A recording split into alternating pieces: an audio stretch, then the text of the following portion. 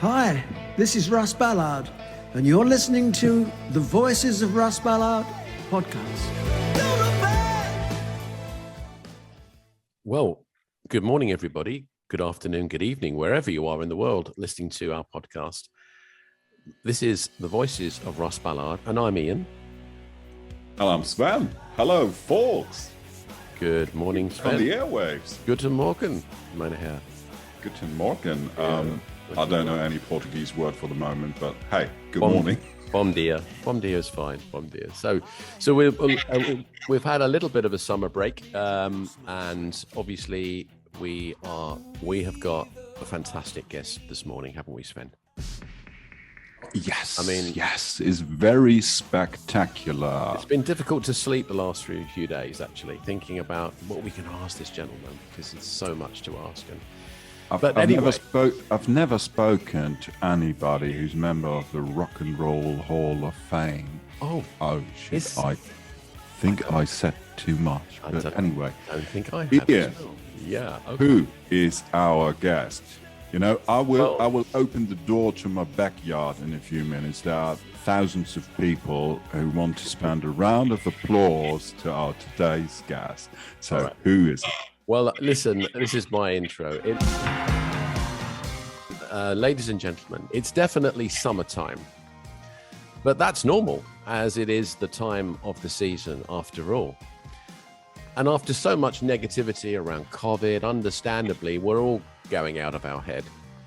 We hope that this will be our year. So here on the Voices of Russ Ballard, the way I feel inside is very, very excited. So whenever you're ready, ladies and gentlemen, the very wonderful Mr. Chris White, ladies and gentlemen.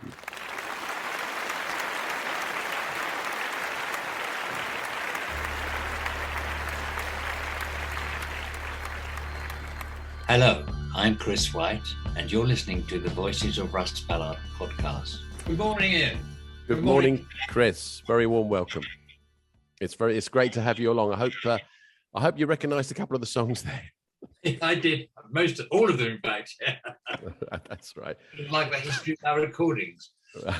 Well, I must say you're looking very well and extremely well. You know, for the time of year and everything else, you're looking at least 20 years younger. Is that fine? Is that okay to say that? Yeah, I'm 15 now. and there's an odd, for those of you, what you can't see, but behind you is a lovely poster of the Odessey and Oracle album cover as well, which is excellent. Is that an original? That's not the original, is it? By Terry? Terry, we moved down here to Salisbury because Terry moved down here, and we had plans because we were going to start the musical about the recording of Odessey and Oracle. Right. And then, sorry, my partner, he died 2 weeks before we got here. So, what a shame. Memory of him, really. But he was the original. We shared a flat with Rod Argent, and in the 60s. Yes. It goes quite. It's nice to have his work around the house, And I think he did we still got the Hunger album cover as well, didn't he? Yeah. Still got that, if I said that correctly. Anyway, listen, it's fantastic to have you. Hello, welcome to everybody on board. And we're going to kick off with Sven. Sven, over to you. Yeah, yes, please. Let's kick off the show for today. So it's great to have you on board, Chris. Lovely to see you. We have prepared. We've done our homework. We prepared some questions, and it will be a little similar to what we've done with other guests before. Let's start talking about the early days. So let's talk about the beginning. Growing up in Hertfordshire, your father Harold was a musician, right? That's correct. He was, yeah. But no, he was a part-time musician. He started off as a bus inspector. Then we moved out to the countryside, and he became a general store owner. And he played part-time. He played upright double bass and guitar. Oh, wow. Okay. So you come from a musical family. Yes. I actually spoke to my uncle Ted before he got to 100 years old, but then he basically was an arranger for the BBC and on big bands and everything. And he just told me that they used to have family gatherings where he would play saxophone, my father played double bass, my sister would play piano, and my mother played violin, which I never knew, but he said very well. Wow, that's interesting to hear. When did you start your musical life? What was the instrument you picked first? Guitar. Oh, yeah, basically. And you still stick with the guitar, I see it in the background. Yeah, well, I'm bass guitar, basically. So. Is it, I heard something. I just want to make sure if this is correct. Is it correct that you met all the original Zombies members at St. Albans Grammar School? Who was the first one you met? No, actually, I was 2 years older than most of the Zombies. Colin was at grammar school with me. Rod, Hugh, and Paul were at the other school in St Albans. I forgot what it's called now. Anyway, we were in the grammar school and they were in the other school. And it was by coincidence that I was asked to join when their bass player, Paul Arnold, they caught him playing some song with one hand in the pocket because it was an open string. So he wanted to concentrate on being a doctor. I'm a bit worried about him now. And he's probably looking back as well, going, "Oh my God, I missed out on that." No, actually, he was the one who suggested. Apparently, before I joined, 18 months after they started, he was the one who suggested the name Zombies, and nobody knew what it was all about because Zombies weren't a fashionable thing at that time. And they tried all the different names, a bit like Spinal Tap, but other groups had the name already. So it was only a temporary name, the Zombies. So jumping forward a little bit then, Chris, I understand it all started in earnest, you could say, with a talent contest in 1963, imaginatively called Heart's Beat, which I think is really good. Is that true? Is that what it was called? It was Hertfordshire, you see. That's why it was called. Exactly. Yes. And we, as we were going to split up, 2 or 3 of the members were going to college or something. I'd been at art college for 4 years and I was going to train as a teacher.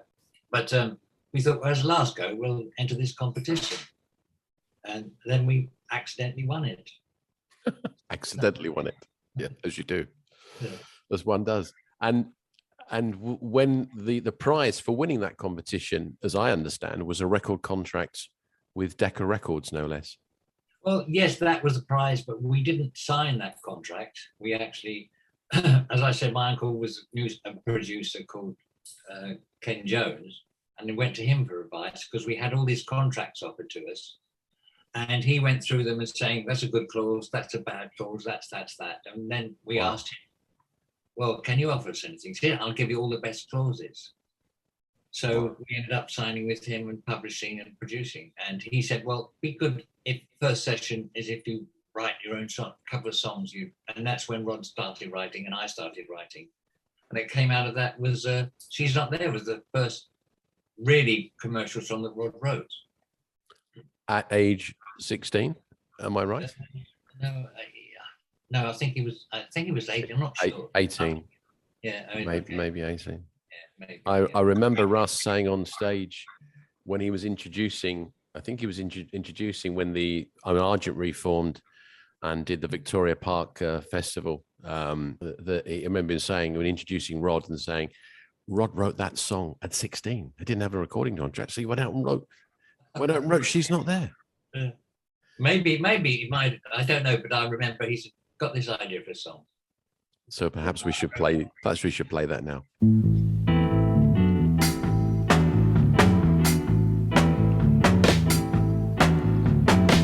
Well, no one told me about her, the way she lied. Well, no one told me about her, how many people cried. But it's too late to say you're sorry. How would I know? Why should should I care? Please don't bother trying to find her. She's not there. Well, let me tell you about the way she looked, the way she had tan, the color of her hair. Her voice was soft and cool, her eyes were clear and bright, but she's not there.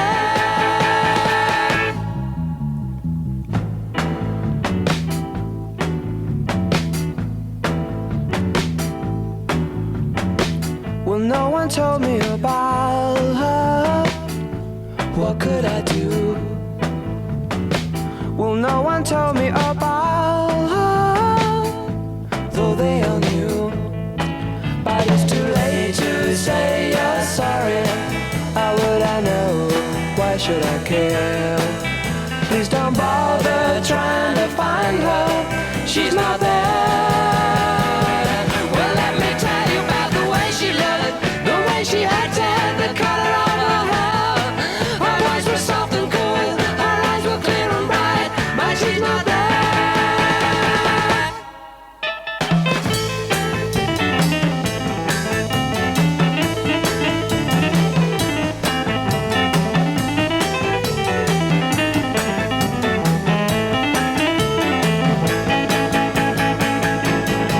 But it's too late to say you're sorry. How would I know? Why should I care?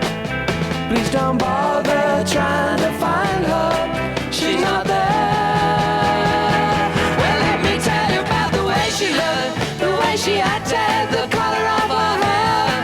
Her voice was soft and cool, her eyes were clear and bright, but she's not there. Okay, so moving on from She's Not There, which is, you know, always everybody sings along to that. It's just a great song. You mentioned about you replaced the Zombies' original bass player, and became, it's fair to say, the band's main songwriter with Rod Argent. And let's talk about the Begin Here album. If I'm not mistaken, you wrote 3 tracks on there. The album is a mixture of covers and compositions by you and Rod. Tell us a little bit about your memories of the debut album, the Begin Here album, if you would. Oh yes, in those days it was the idea if you had a hit single, you did an album and covered songs that you did on stage. I don't know whether you knew the first story about the first recording of She's Not There.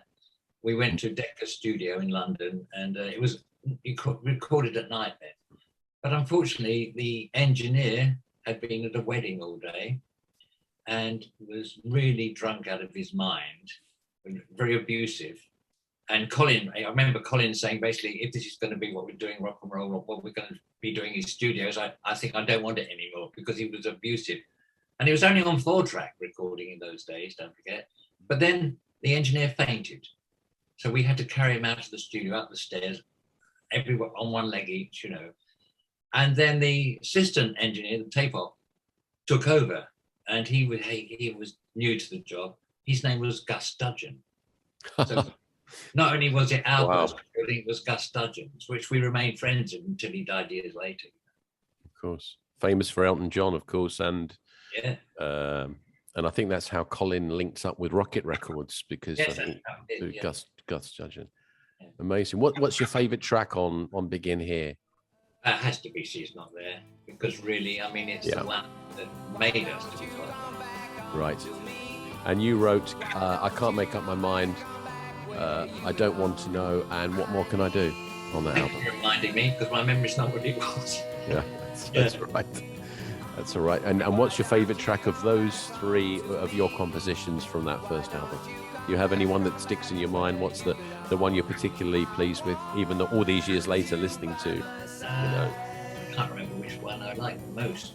The whole thing was enjoying the recording session, you know, and finding out about recording.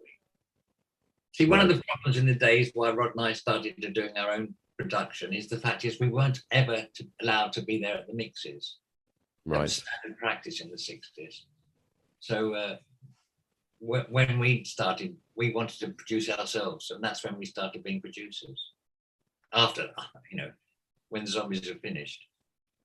It's so interesting to see you all were so young guys all of a sudden standing in a recording studio trying to record the first single, not knowing will somebody like our music, and then you come up with She's Not There. Yeah.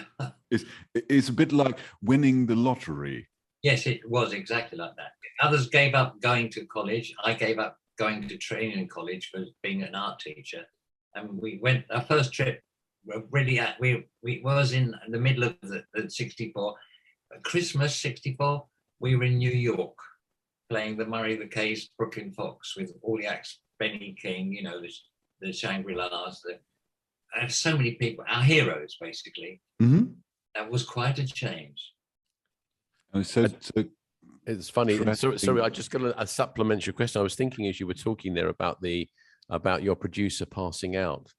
I remember Rod saying he probably wished the producer had passed out on Indication, because they used to play Indication in the early Zombies days with Rod and Colin effectively, and obviously Jim and Steve, etc. But I remember them playing a great version of Indication on stage where Rod, you know, really does get his rocks off, and plays it the way he would like to have played it back in the day. Did he remember he's saying that the producer didn't have, basically bottled it, I think was the phrase.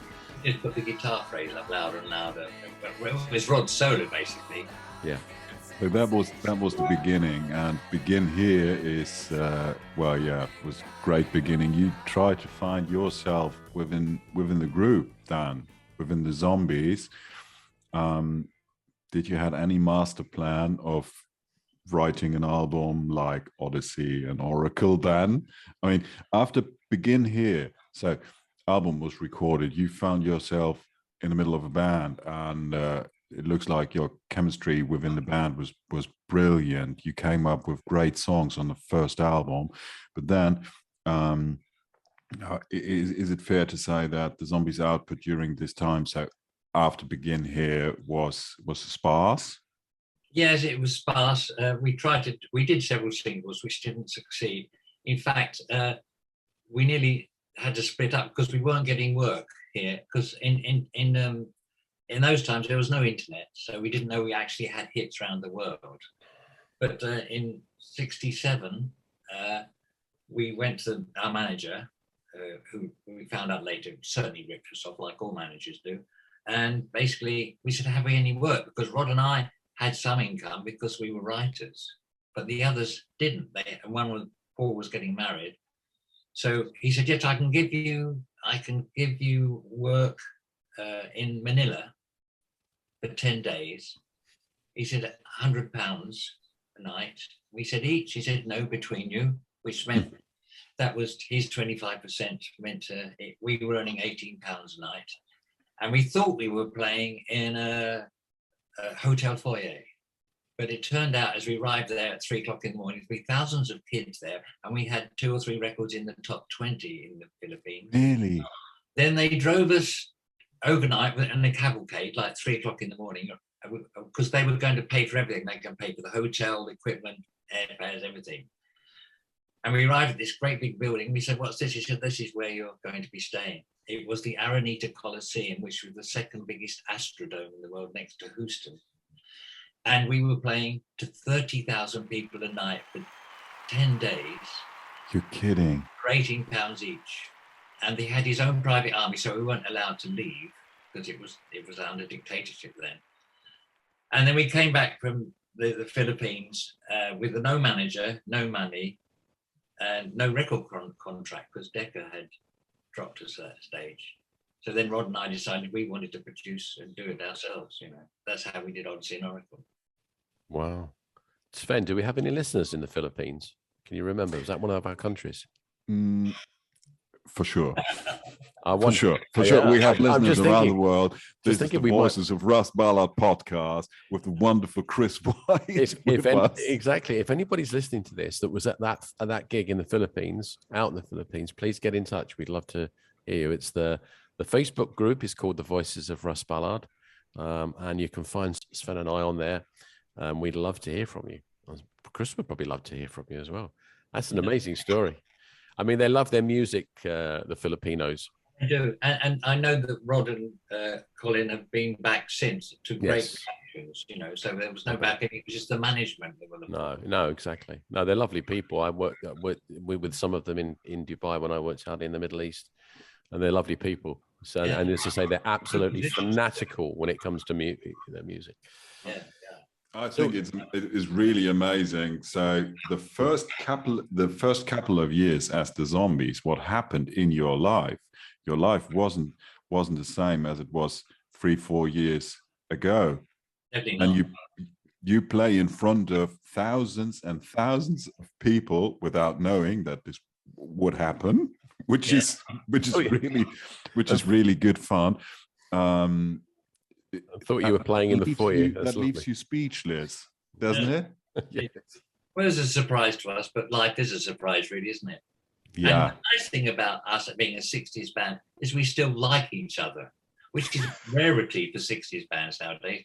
We recently been touring with some of them. They stay in different hotels. So they don't like each other that much, you know. I remember. It's funny. I read you saying that. I remember reading an interview with Rod, I think, when they probably just did the sort of reformation of the Zombies name as it is nowadays, saying that he was listening back to some of probably Odessey Oracle and some of the stuff and saying, well, actually he called you and said how wonderful your bass playing was and how powerful it sounded through the headphones. Is that right? Yeah, Have I got that right?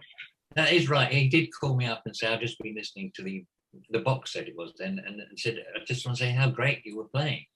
And that's the first time he said it. Yeah. As probably the Zombie Heaven, because that was the first box set that came out, the Zombie Heaven one. I still have that, and I think that takes a lot of beating. I know there's obviously lots of good stuff that all Zombies fans should still go out and buy, but that one is particularly good. Before we touch on Odessey and Oracle, which I'm very lucky enough to have been nominated to ask you about, Chris, I just got one last thing. You're talking about that sort of sparse working period. Bunny Lake is Missing. That's a film, for those of you thinking, what the hell is Ian talking about? As I understand it, it's a film. And when I used, again, looking at the incarnation of the band now, there's a song called Just Out of Reach.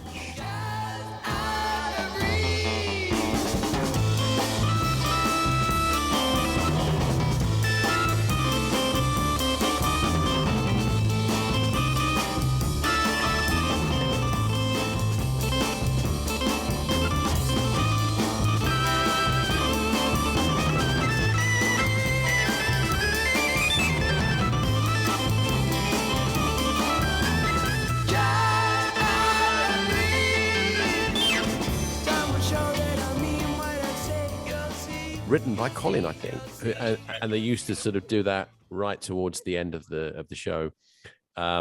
So you all became movie stars, didn't you, for a little bit? So that wasn't too bad.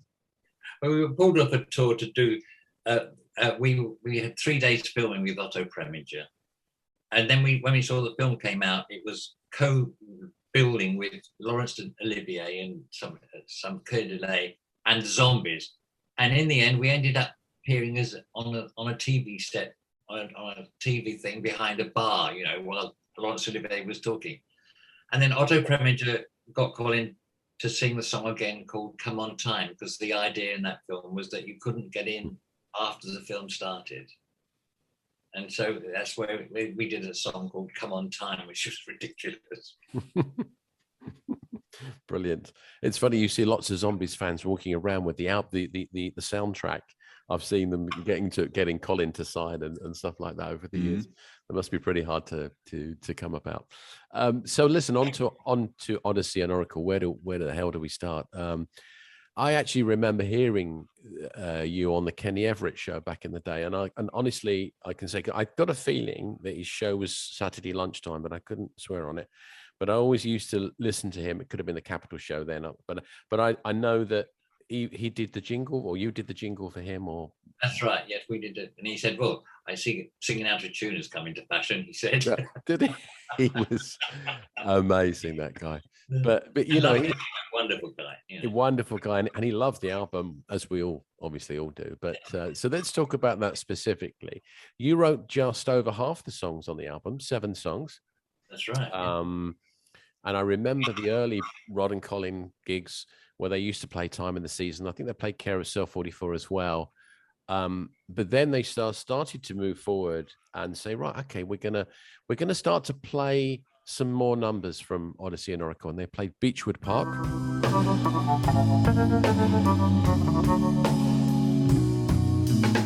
you remember summer days just after summer rain, when all the air was damp and warm in the green of country lanes, and the breeze would touch your hair, kiss your face and make you care about your world, your summer world, and we would count the evening stars as the day grew dark in Beechwood Park.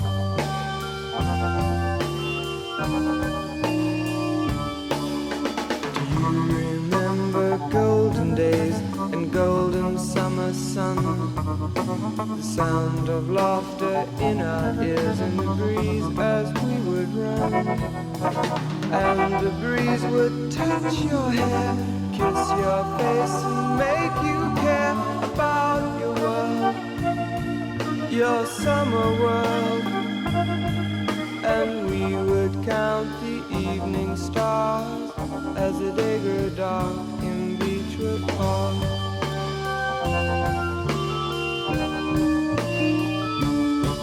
All roads in my mind take me back in my mind, and I can't forget you, won't forget you, won't forget those days.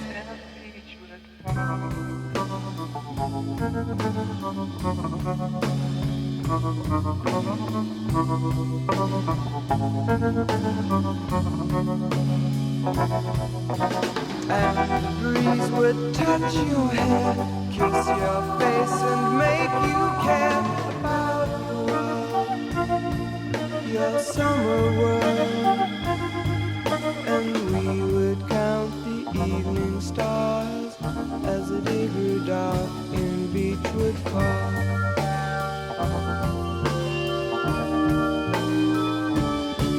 All roads in my mind take me back in my mind, and I can't forget you, won't forget you, won't forget those days and Beechwood Park.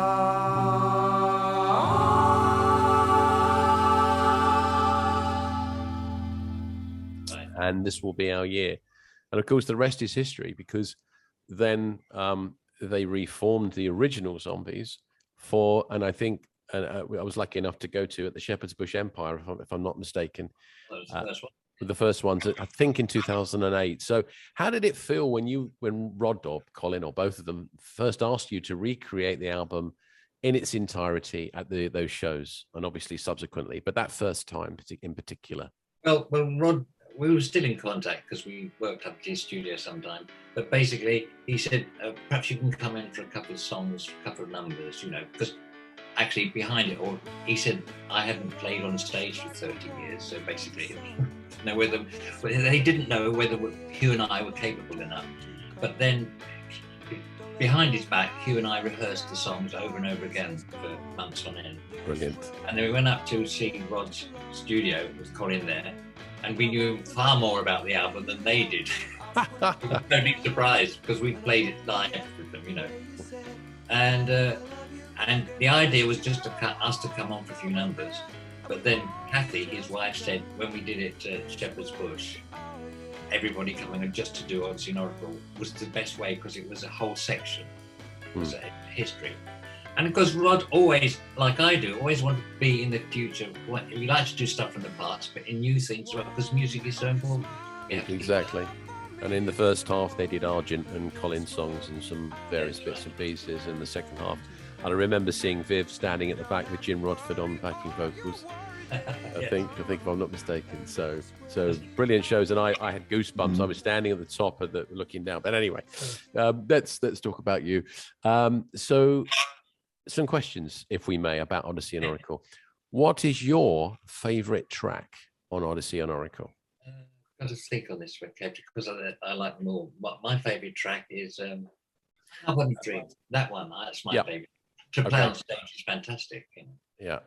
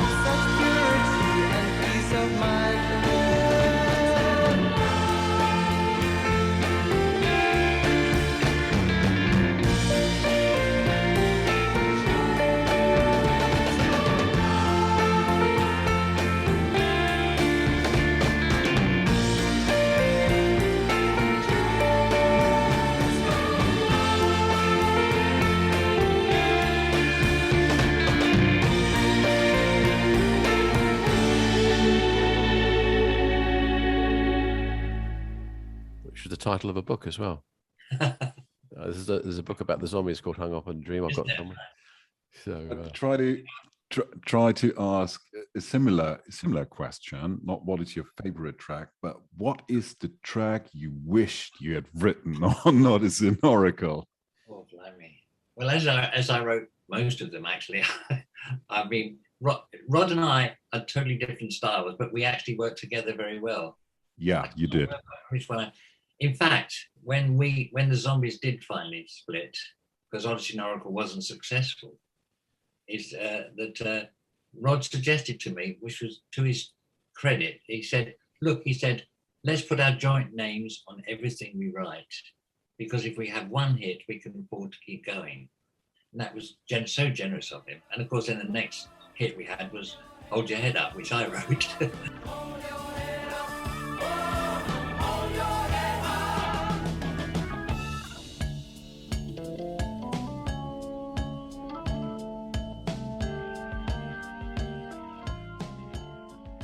And I've never regretted a minute of it, because excellent. He's so generous. Excellent. You just said, okay, Odessey and Oracle wasn't a hit. It was not successful. No. Not first time round. Yeah. No. Then all of a sudden, yeah. 18 months later, that time of the season was a hit in America, and we'd split up.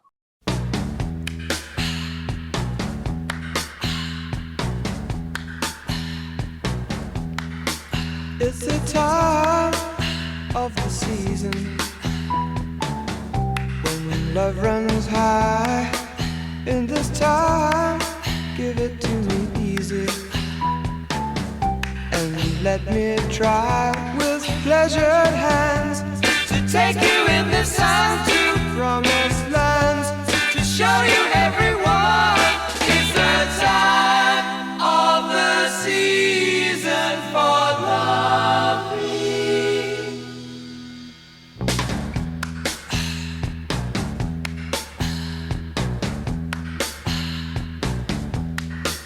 What's your name? Who's your daddy? He rich. Is he rich like me? Has he take us anytime to show you what you need to live? Tell it to me slowly. Tell you why I really want to know. It's the time of the season for loving.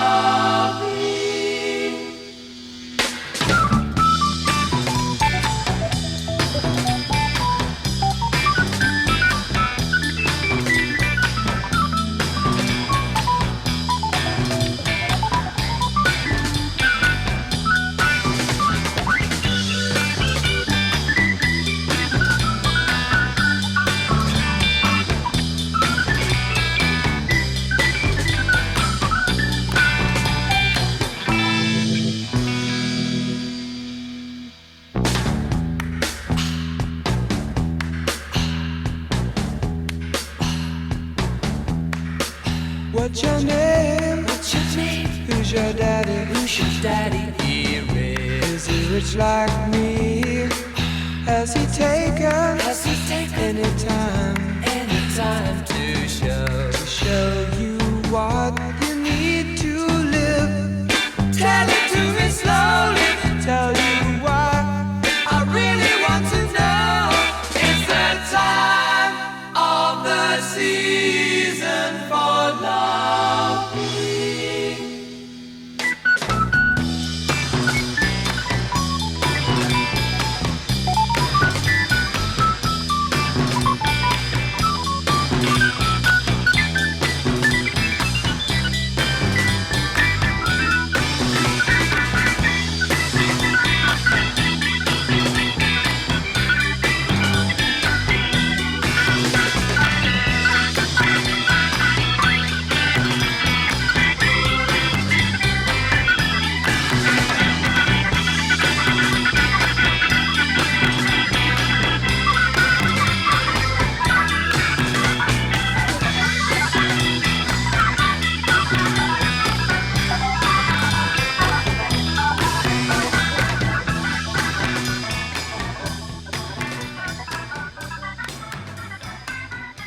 Why was that? Can you remember who played the single that was a big hit? I mean, 18 months later, it is a bit late to regret, okay, we split up after Odessey and Oracle, because none of you had any idea that this will be a big hit 1.5 years later.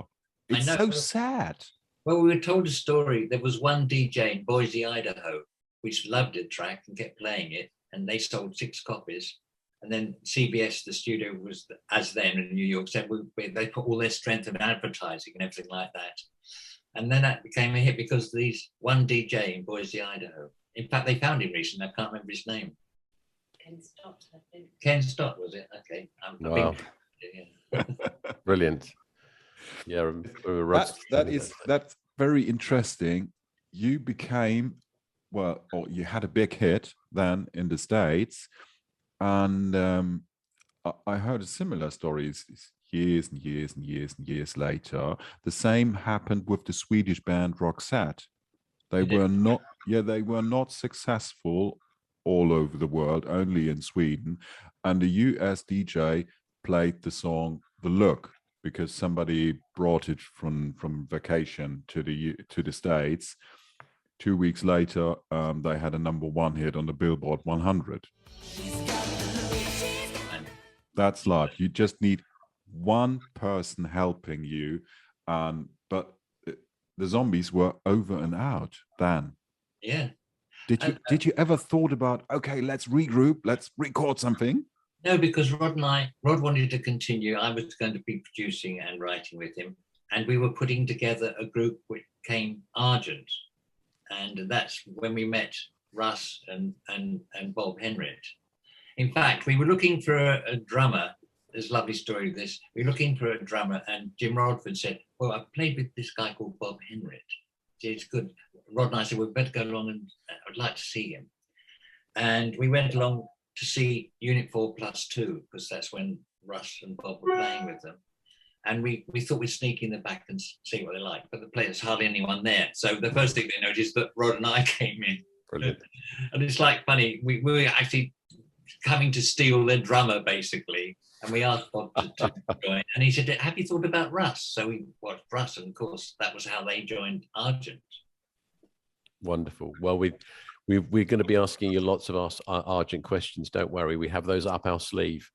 But I think in terms of a question, well, so actually Sven's got a question about the Zombies coming to an end, and your work, the where you decided to go after the Zombies broke up. Sven? Oh yeah. So we've just spoken about the Zombies came to an end, and what started first for you, Chris? Was it producing Argent or Colin Blunstone? Argent, first of all. Really? Colin was then recording under the name of Neil MacArthur, because he couldn't use his old name because of the contract, his singing contract. So I took him along to a rehearsal when we were rehearsing Argent, and Rod and I said to him, why don't you let us produce you now? We can get you a deal. So but we were recording Argent, but then we suggested to Colin, and he slowly accepted. Colin takes a little while to make up his mind. And then that's when we did 1 year. Now I'm doing some finding, so say don't mind, you let me off this time. To you I'm blind, something inside, say you don't mind.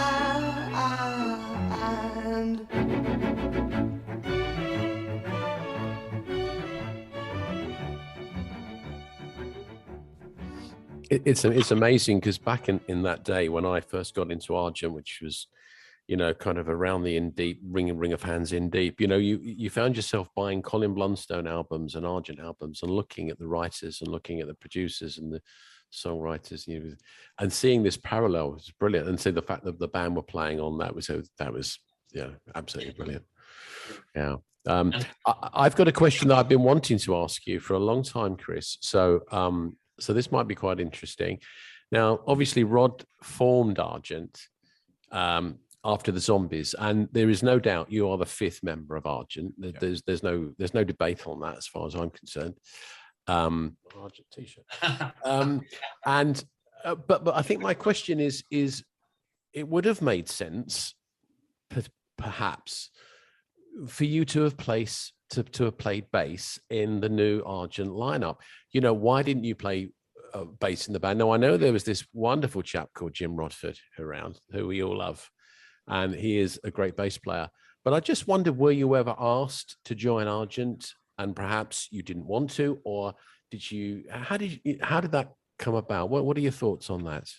Well, basically, I was enjoying producing the writing, but Jim Rodford was a far superior bass player to me. And of course, he was Rod's cousin and introduced Rod to rock and roll by playing him. Yeah. Yeah. It was a natural thing for Jim to be in Argent. Simple as that. Yeah. Yeah. Okay. I wasn't upset by it at all. No, well, clearly, like you say, you've stayed friends throughout that period, through the Zombies breakup, and then moving on and working together again, and here you are still all these years later. So, yeah. So kind of moving on to the Argent subject, and it's funny because my first question you've kind of already answered, because I know about the turning up to the gig, and I thought it was the Unit 4+2 when they turn up. So was that the first time you met Russ Ballard? Was that the first time at that gig? Yes, I'd seen him because I remember him doing a song with the Roulettes, and we'd seen him doing things, but the first time we'd actually met him. Right. And we were very embarrassed because we'd come to steal their drummer and guitarist.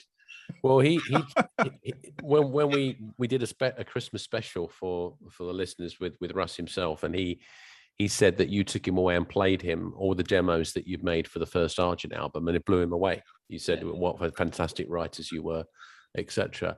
He's the greatest, one of the greatest English songwriters.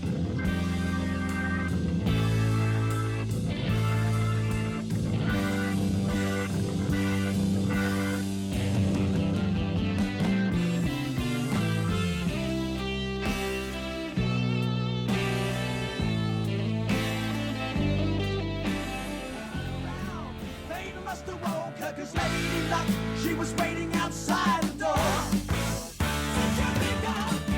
Since you've been gone, I'm out of my head, can't take it. Your love has gone anyway. I know there's something going on. I surrender. I'm giving up the role of pretender. Oh, be tender, go be tender.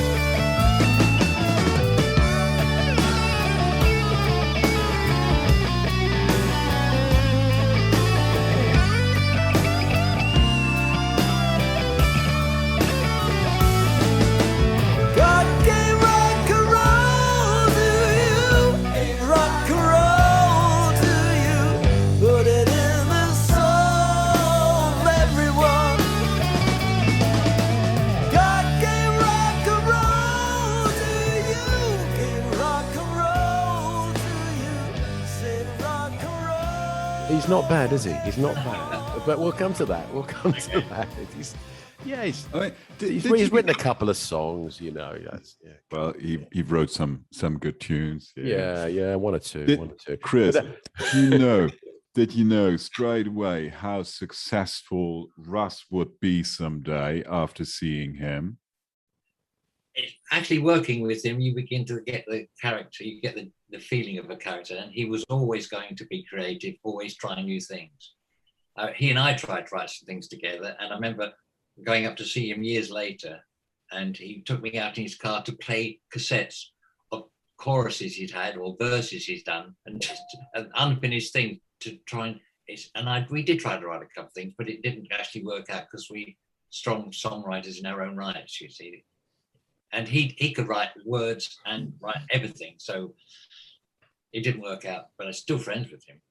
This is so funny that you just mentioned this. One of our top questions would have been, did you ever write a song together with Russ? Yes, I did one, but we've lost it in the years since. But I think my What son, a shame. my sons, I found 800 tapes in my mother-in-law's attic, which from the 60s and 70s onwards, which obviously we're using now, putting out. But I'm waiting for them to find this song I wrote with him. I don't know where it is. Wow. we'd love to know How? that. So fingers crossed you will find it. Yeah. That would be a great that would be a great find. It's funny, just on that, Sven, because you've asked about Chris writing with Russ. We've also asked Russ, did you ever write with Rod? And it was only that there was a song on, I think, one of the early Rod and Colin albums called A Girl Like That, which they wrote together.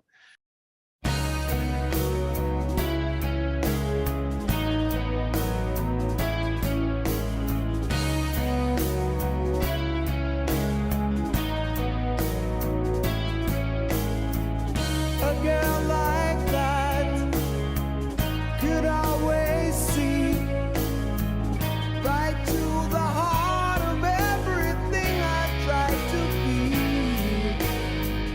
And when I'm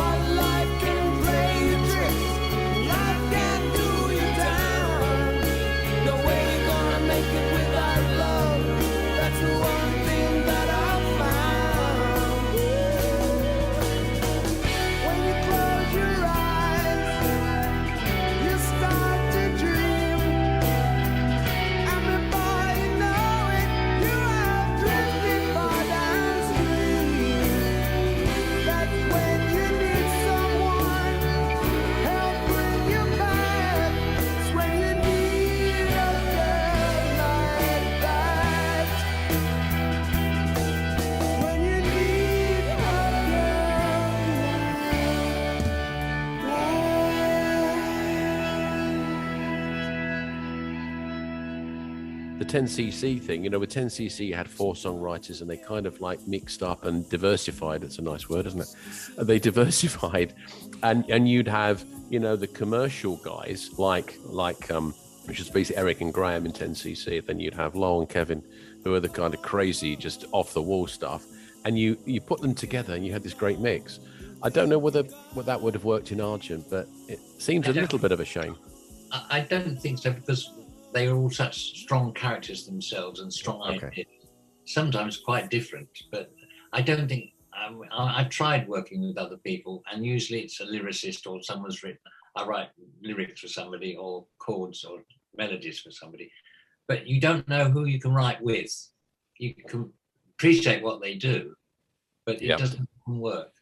In fact, I had lunch. We had lunch with Russ a couple of years back, and he suddenly said, "You're a poet, really. Your lyrics are so like a poet."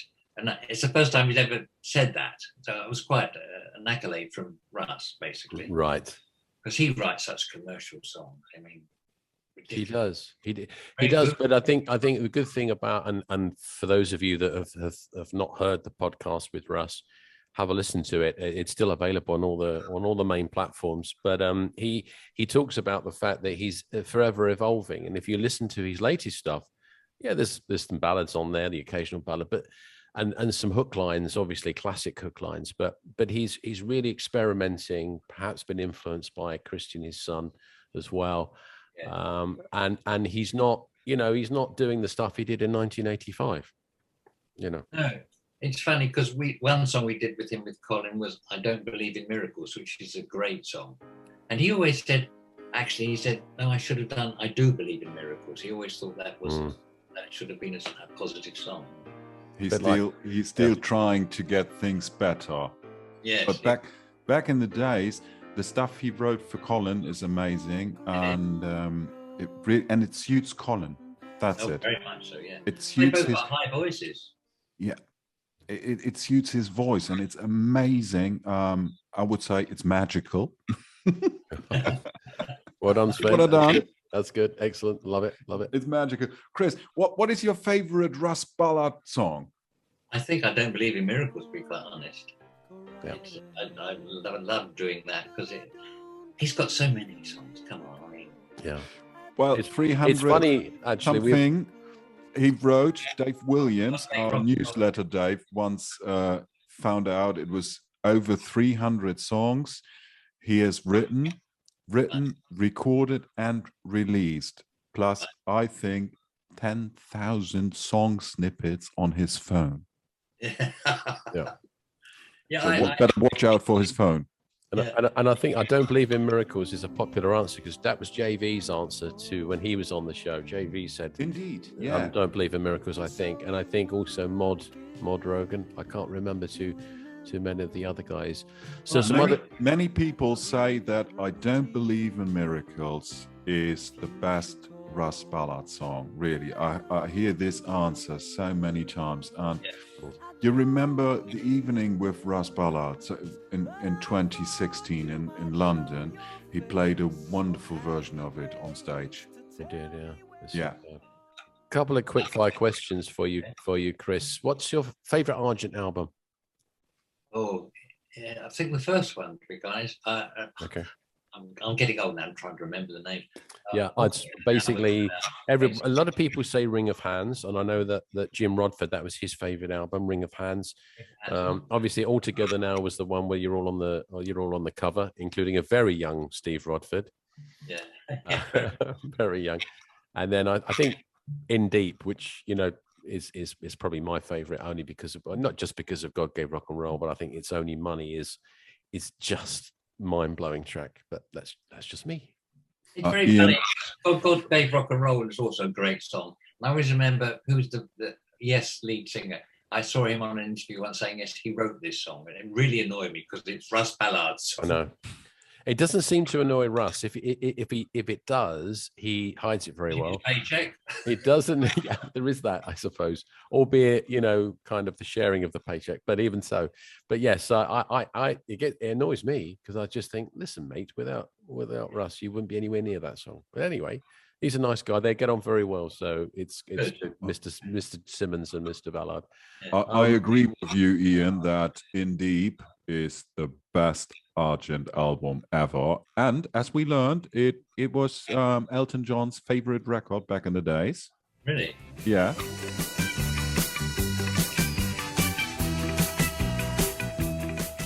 Russell told us the story, but in terms of best song on the album, very sorry, Ian. It's Only Money is a good pop rock song, but the best song on that album is written by Chris White. Who else? Losing Hold. Yeah. Oh, really? What an epic track. It is epic. Yeah. Yes. It was always the track towards the end that I'd be playing very loud, and my mum would come to my bedroom and knock on the bedroom door and say, "Turn that bloody music down."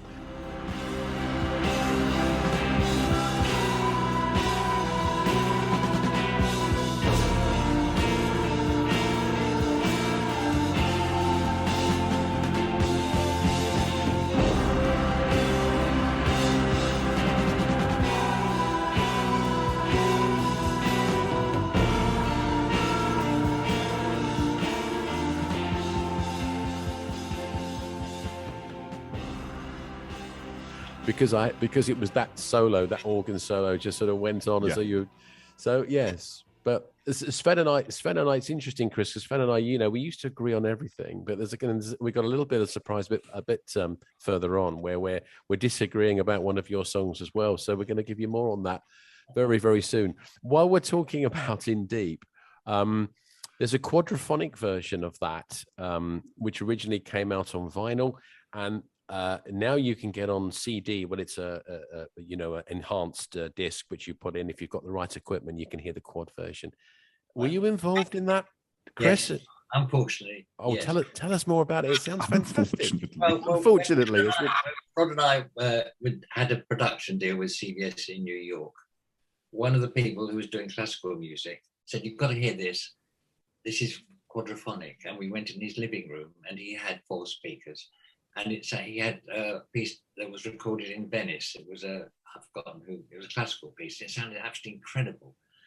But we didn't realize at that stage, this was from the tape, and they wanted to put it on vinyl. And when you do it on vinyl, you can only have a 3 dB difference with each speaker.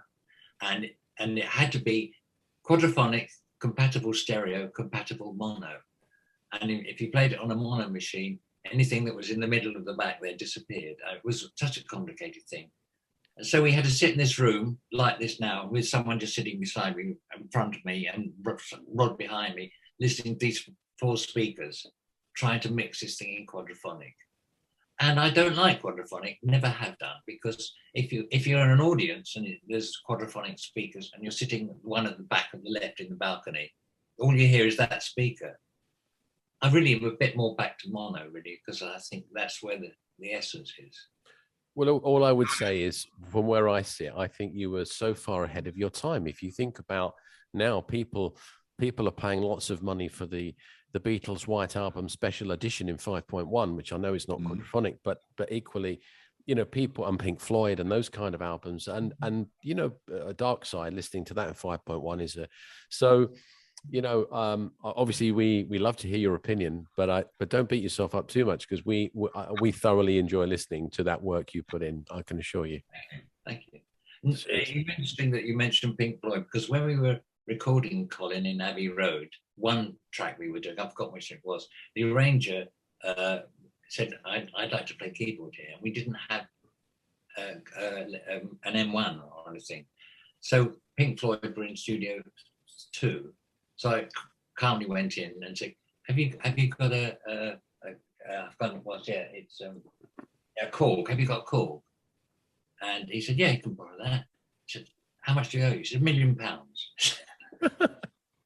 Anyway, they just lent us the keyboard which Chris Gunning used when we were recording Colin. So it's a coincidence that you mentioned Pink Floyd. Amazing. Wow.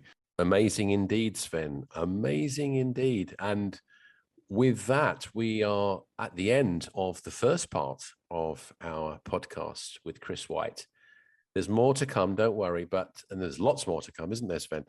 But we had to stop it somewhere so that it didn't go on too long for our listeners, and we have to stop here. We have to stop here.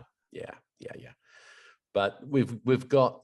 I mean, in part 2, we're really going to start talking about the Chris White experience and the new album, the Sparrow album, the Lost album, that is just been made available via the chriswhiteexperience.com. Sven, give us one of your adverts, will you, for the Chris White experience? Okay, let's have a commercial break here. If you want to buy real cool stuff and you really want to dig a little deeper into the Chris White production, jump over to www.thechriswhiteexperience.com. And you will enjoy the experience at the Chris White experience. God, yeah, it just came to me in a flash, Sven. Unbelievable. So in part 2, we'll be playing some more stuff from the volumes, first 3 volumes, and some Sparrow stuff from the Chris White experience. Well, lots of more great music in part 2. We'll be talking about the Rock and Roll Hall of Fame. Really?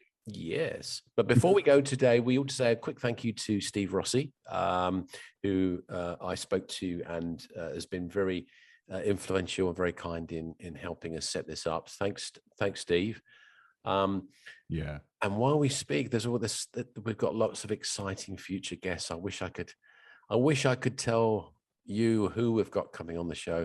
Shut up. But Shut up. Okay. It's a secret. I'm going to be quiet. Sorry, Sven. Sorry.